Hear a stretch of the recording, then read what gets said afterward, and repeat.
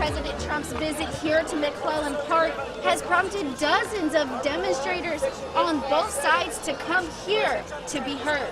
People were lined up waiting to get in when they opened at 7 this morning. They say that sometimes they'll get about 3 to 4 people coming in at a time, but for the most part it's steady and not overwhelming. Been coming in and out of this temporary evacuation center all day. I'm actually going to give you guys a closer look. Come and follow me here. As you can see, there are a lot of cars inside the fairgrounds right now. So this is the problem right here. Roads like these are causing issues for people in Chico. Here at the Oroville Hospital, they are doing all they can to stay prepared for the current surge in coronavirus cases. The school sends out private passwords to prevent hackers from getting into meetings, but sometimes it's not enough. Today I spoke with this mom and her son who has special needs, and they walked me through some of their personal challenges with virtual learning. I reached out to Chief Madden and he responded saying that he was not available for an on-camera interview today,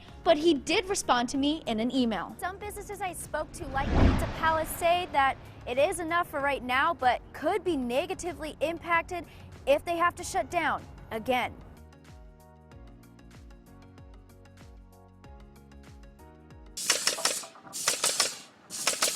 Construction workers hard at work to rebuild the Paradise Community Village after the 2018 Campfire burned it down. When it was destroyed, my heart was taken aback pretty significantly. Zapatini, the residential director of rental housing for the community housing program, tells me the rebuilding process was not easy. Well, we first had to take a pause because, you know, you're dealing first with people's lives. So we just incrementally put things together one step at a time. And we had the support of so many individuals along the way. And that collaborative spirit gets you through those challenges. The 36-unit affordable housing rental property originally took 10 years to build and 1 day to burn. The Paradise Town Mayor just glad to see Paradise come together again. This is exciting to me because this shows people want to invest back into Paradise. They see Paradise as a place that's worth investing into. I'm standing on this empty platform here that will eventually be built into a community room where people can come together and hang out. There's an area for community activities. There's a kitchen, laundry room, the manager's office, computer lab. So there's a lot of great on-site amenities. Never been shy of saying this is probably my most favorite project that I've ever built. Rebuilding on the smaller units started this week. In Paradise, I'm Dani Masten. Action News Now, coverage you can count on.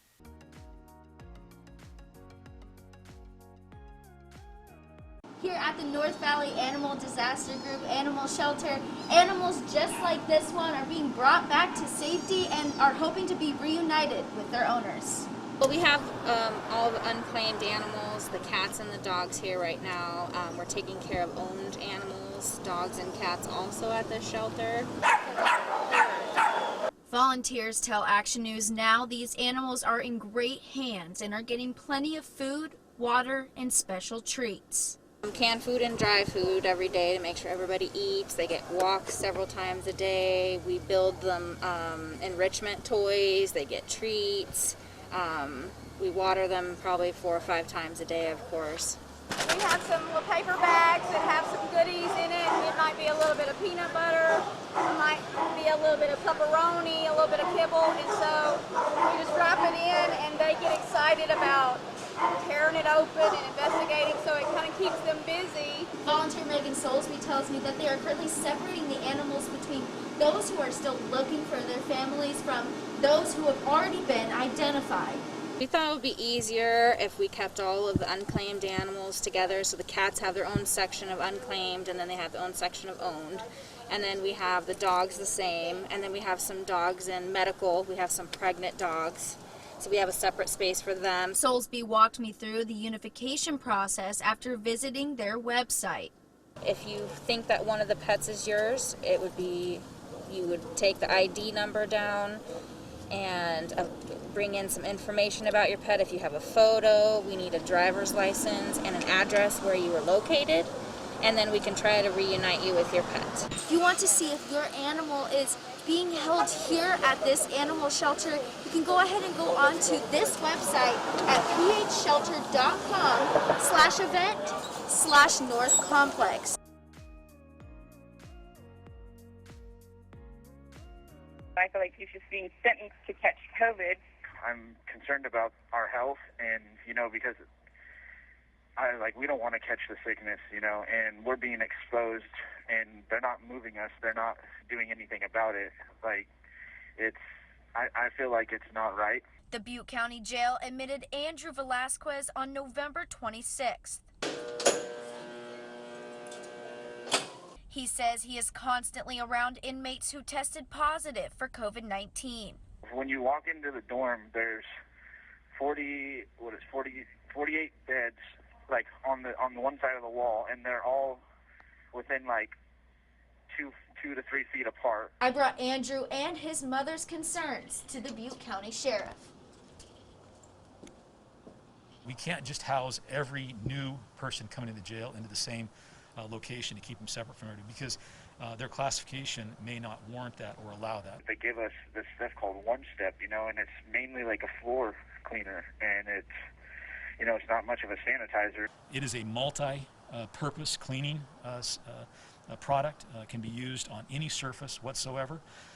It is called One Step, as I understand, because it only requires one step, which you spray it on there, and then ultimately it will clean and combat the virus. Velasquez is scheduled for release on January 1st or 2nd. He tells me he's worried he'll bring the coronavirus home with him. I'm pretty nervous because it's, they're still, we're still exposed, and there's not much that we could do about it, and it's really concerning, especially to our loved ones.